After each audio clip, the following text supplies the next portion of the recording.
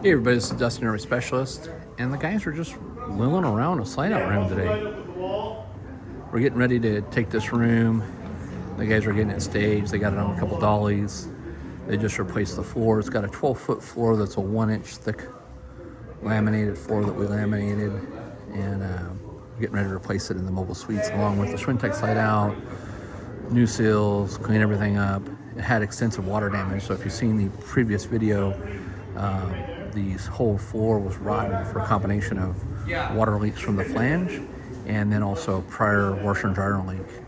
And so this owner went out to a couple different places to see if they were interested in repairing it. And most of your shops typically don't want to do a floor removal because it requires so many guys. And in this instance, like there's guys that would say, oh, why didn't you just strap some 2x4s on the side of it and do it while it's in the coach? Well, this had an entire 4-bed system in there that rotated with it.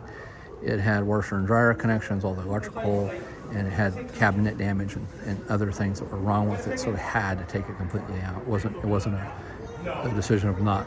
It was a have to. So anyways, for you guys that are watching that, that's why it had to come out.